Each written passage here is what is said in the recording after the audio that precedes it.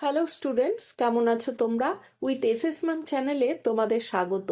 আজ তোমাদের যে বাংলা পাঠ্য বইয়ের সঞ্চয়ন আছে, সেই বইয়ের সপ্তম পাঠের অন্তর্গত জয় গোস্বামীর লেখা কবিতা অস্ত্রের বিরুদ্ধে গান, কবিতার মানে, সারাংশ, কবি পরিচিতি ও নামকরণের সার্থকতা ও কিছু প্রশ্ন উত্তর করিয়ে দেওয়া হবে। চলো তবে শুরু করি।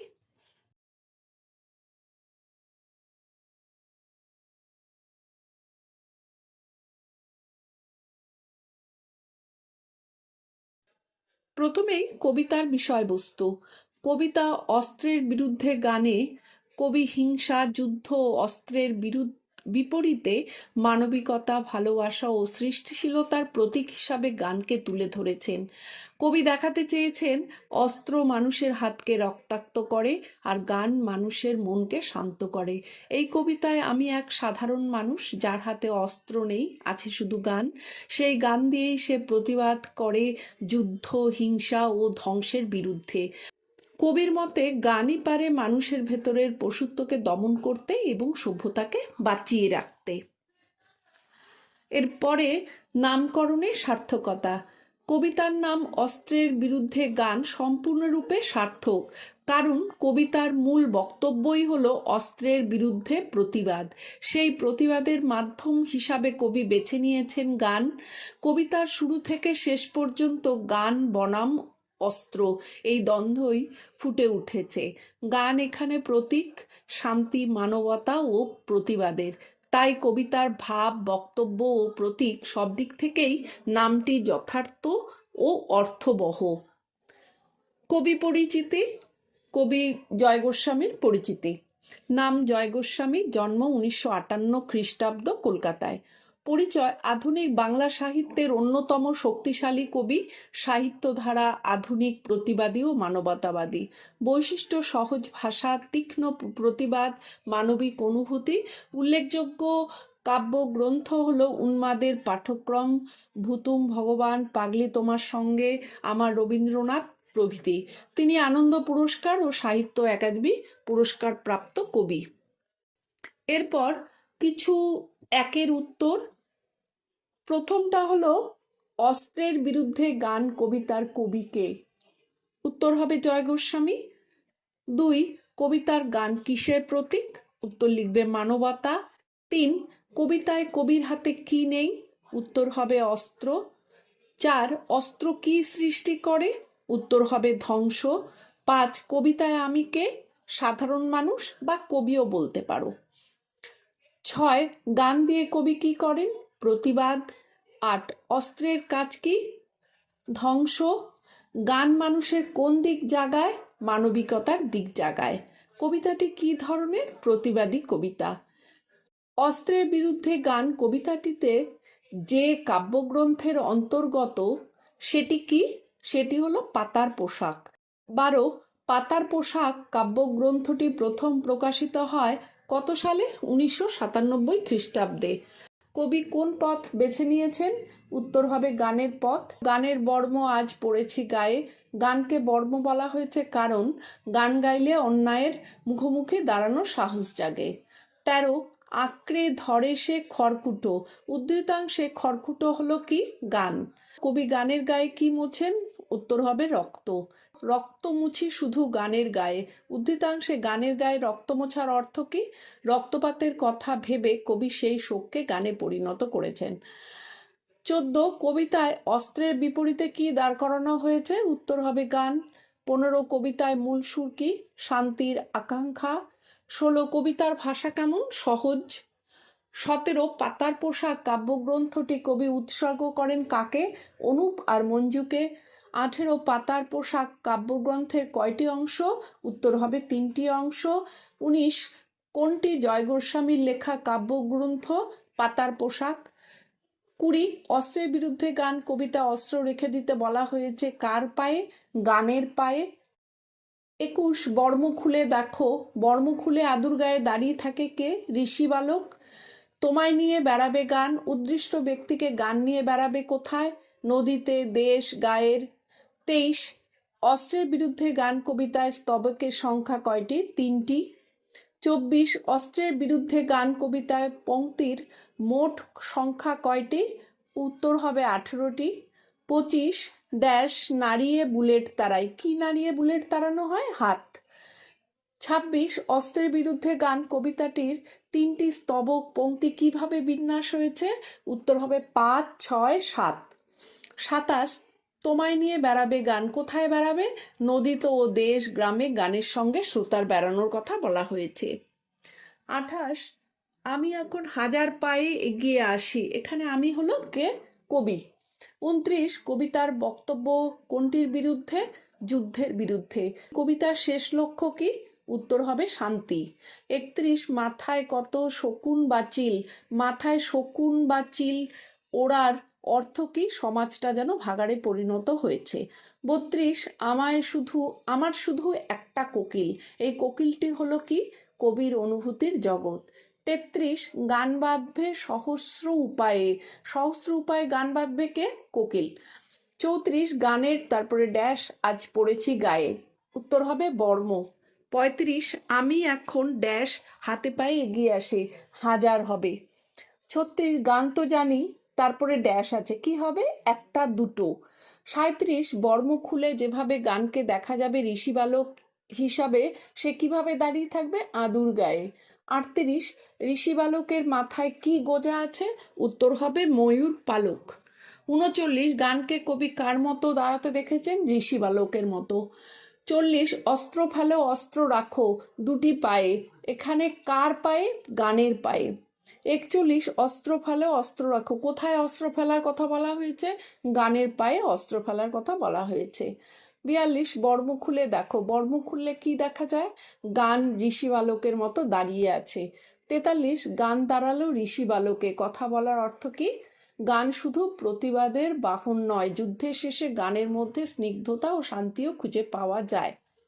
44 গান দাঁড়ালো ঋষি বালক। ঋষি বালকের মাথায় কি ছিল? উত্তর হবে ময়ূর পালক। 45 মাথার উপরে কবি কি দেখেছেন? উত্তর হবে শকুন বা চিল। 46 কবির শুধু কি আছে? উত্তর হবে একটা কোকিল।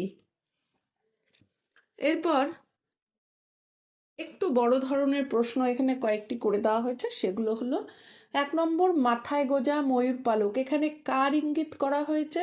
এখানে ঋষি বালকের ইঙ্গিত করা হয়েছে। ঋষি বালক বলতে কবি এমন এক কিশোর সত্তাকে বোঝাতে চেয়েছেন যার মধ্যে রয়েছে ঋষির মতো প্রজ্ঞা, পবিত্রতা ও মানব কল্যাণের চেতনা। ময়ূর পালক প্রকৃতির সঙ্গে গভীর যোগের প্রতীক। কবি গানকে এমন এক ঋষি বালকের রূপ দিয়েছেন যে নিরস্ত্র, শান্ত, অথচ নৈতিক শক্তিতে বলীয়ান। এই ঋষি বালক কোনো দেবতা নয়, বরং মানবিক চেতনা জাগ্রত এক নির্মল সত্তা। 2 তোমায় নিয়ে বেড়াবে গান কোথায় বেড়াবে? গান মানুষকে নিয়ে বেড়াবে নদীতে, দেশ গায়ে, অর্থাৎ প্রকৃতির বুকে এবং সাধারণ মানুষের জীবনের মধ্যে। কবি বোঝাতে চেয়েছেন গান কোনো নির্দিষ্ট জায়গায় আবদ্ধ নয়, এটি শহর, গ্রাম, নদী, প্রান্ত সবখানেই পৌঁছে যায়। যুদ্ধের বিভাজনের বিপরীতে গান মানুষের সঙ্গে মানুষের সংযোগ ঘটায়। 3 আমার শুধু একটা কোকিল। কোকিল কি করবে? কোকিল গান গেয়ে মানুষের হৃদয়ে শান্তি ও আশার সঞ্চার করবে। কোকিল এখানে বসন্ত, নবজাগরণ ও জীবনের প্রতীক। যুদ্ধের হিংস্র পরিবেশে কোকিলের গান মানুষের মনকে কোমল করবে এবং ধ্বংসের বিরুদ্ধে জীবনের ডাক দেবে। 4 অস্ত্র ফেলো অস্ত্র রাখো। কোথায় অস্ত্র ফেলার কথা বলা হয়েছে? যুদ্ধ ও হিংসার বিরুদ্ধে অবস্থান নিয়ে কবি জয় গোস্বামী তার অস্ত্রের বিরুদ্ধে গান কবিতায় অস্ত্র নামিয়ে রাখার আহ্বান জানিয়েছেন। এখানে কবি অস্ত্রকে পায়ের কাছে নামিয়ে রাখার কথা বলেছেন, যা প্রতীকী অর্থে হিংসা ত্যাগ করে শান্তি ও মানবিকতার পথ গ্রহণ করার বার্তা বহন করে। 5 অস্ত্রের বিরুদ্ধে গান কবিতায় অস্ত্র রাখো বলার অর্থ কি? এই কবিতায় অস্ত্র রাখো বলার মাধ্যমে কবি অস্ত্র ব্যবহার বন্ধ করার কথা বোঝাতে চেয়েছেন। এর অর্থ হলো যুদ্ধ, হানাহানি ও মারামারির পথ পরিহার করে শান্তিপূর্ণ সহাবস্থানের দিকে এগিয়ে যাওয়া। কবি জয় গোস্বামী মানুষের কাছে মানবিকতা ও বিবেকের আহ্বান জানিয়েছেন। 6 গান দাঁড়ালো। গান কি রূপে দাঁড়ালো? গান দাঁড়ালো বলতে কবি বোঝাতে চেয়েছেন যে গান আর কেবল একটি সুর বা শব্দ মাত্র নয়, বরং তা এক জীবন্ত সত্তার রূপ ধারণ করেছে। কবি কবিতার প্রসঙ্গে গান মানুষের মতো দাঁড়িয়ে পড়েছে এক নিরস্ত্র, শান্ত ও মানবিক অস্তিত্ব হিসাবে। এই রূপান্তরের মাধ্যমে কবি গানের প্রতিবাদী শক্তিকে তুলে ধরেছেন, যা অস্ত্রের আগ্রাসনের বিরুদ্ধে দৃঢ়ভাবে অবস্থান নিতে সক্ষম। 7. কবি জয় গোস্বামী কোন প্রেক্ষিতে অস্ত্র ফেলার আহ্বান জানান বা আবেদন জানান? অস্ত্রের নির্বিচার প্রয়োগে আজ বিশ্ব অশান্ত ও বিপর্যস্ত। সর্বত্র হিংসা, যুদ্ধ, দাঙ্গা ও রক্তপাত মানব সভ্যতাকে ধ্বংসের মুখে ঠেলে দিয়েছে। এই ভয়ঙ্কর বারুদের পরিবেশে শান্তি ও মানবিকতার আলো ফেরাতেই কবি জয় গোস্বামী অস্ত্র ত্যাগের আহ্বান জানিয়েছেন বা আবেদন জানিয়েছেন। তার এই আহ্বান মূলত যুদ্ধবিরোধী ও মানবতাবাদী চেতনার প্রকাশ। 8. অস্ত্রের বিরুদ্ধে গান কবিতায় কবি হাত নেড়ে কি তাড়ান? অস্ত্রের বিরুদ্ধে গান কবিতায় কবি হাত নেড়ে বুলেট তাড়ান। এখানে কবি প্রতীকীভাবে বোঝাতে চেয়েছেন যে তিনি অস্ত্রের শক্তির বিরুদ্ধে গানের শক্তিকে দাঁড় করিয়েছেন এবং হিংসার প্রতীক বুলেটকে মানবিক প্রতিবাদের মাধ্যমে প্রতিহত করতে চান। 9. গানের বর্ম আজ পড়েছি গায়ে। কথা বলার কারণ কি? গানের বর্ম বলতে কবি যুদ্ধবিরোধী এক মানসিক রক্ষা কবচকে বোঝাতে চেয়েছেন। কবির বিশ্বাস গান মানুষের অন্তরের কোমল অনুভূতিকে জাগিয়ে তোলে এবং পাশবিক প্রবৃত্তিকে দূরে সরিয়ে দেয়।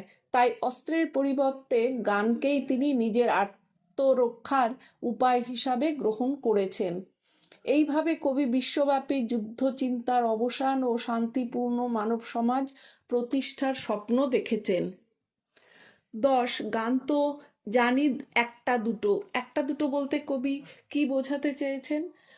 প্রশ্নোক্ত পংক্তিতে একটা দুটো কথাটির মাধ্যমে কবি নিজের সামান্য ও সীমিত ক্ষমতার কথাই প্রকাশ করেছেন। তিনি স্বীকার করেছেন যে তার ব্যক্তিগত শক্তি খুব বেশি নয়, তবু কবির বিশ্বাস এই অল্প সামর্থ্যই যদি বহু মানুষের সঙ্গে মিলিত হয় তবে তা একদিন বৃহৎ পরিবর্তন ঘটাতে সক্ষম হবে। এই ভাবনায় কবির আশাবাদী মনোভাব স্পষ্ট হয়ে ওঠে। 11. আঁকড়ে ধরে সে খড়কুটো। কবি খড়কুটো বলতে কি বুঝিয়েছেন? খড়কুটো শব্দটির আক্ষরিক অর্থ হলো শুকনো ঘাস বা ভাঙা ডালপালার টুকরো, কিন্তু কবিতার প্রসঙ্গে কবি এই শব্দটি প্রতীকী অর্থে ব্যবহার করেছেন। এখানে খড়কুটো বলতে জীবনের শেষ আশ্রয় বা সামান্য ভরসাকে বোঝানো হয়েছে, যার উপর নির্ভর করে মানুষ বিপদের মুহূর্তে টিকে থাকার চেষ্টা করে। 12. রক্তমুছি শুধু গানের গায়ে। কথাটির অর্থ কি?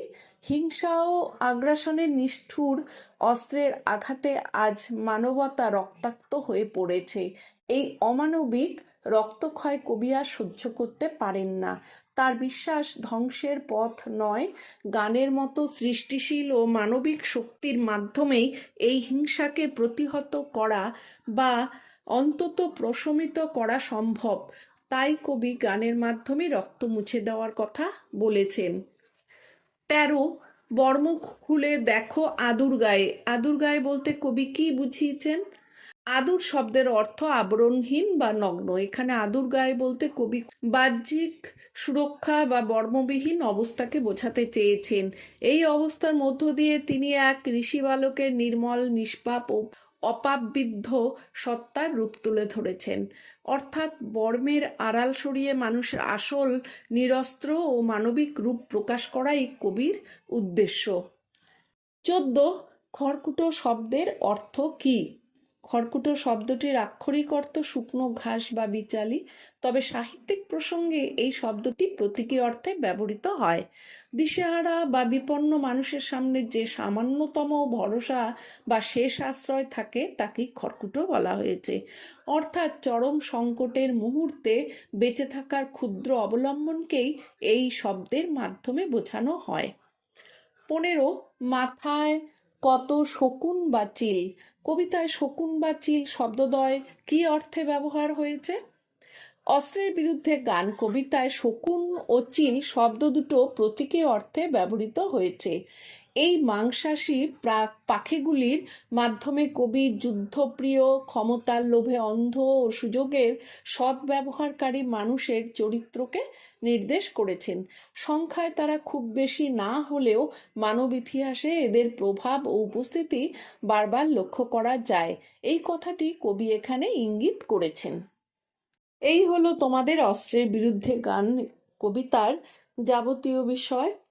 এর পরের ভিডিওতে তোমাদের কাজী নজরুল ইসলামের প্রলয়োল্লাস কবিতাটি মানে বলে দেওয়া হবে লাইন বাই লাইন। আর এখনো যারা উইথ এসএস ম্যাম চ্যানেলটি সাবস্ক্রাইব করোনি তারা চটপট সাবস্ক্রাইব করো এবং বেল বাটনটি অন রাখো। লাইক, শেয়ার, কমেন্ট করতে ভুলবে না। আজ তাহলে এখানেই, চলো ভালো থেকো, টাটা।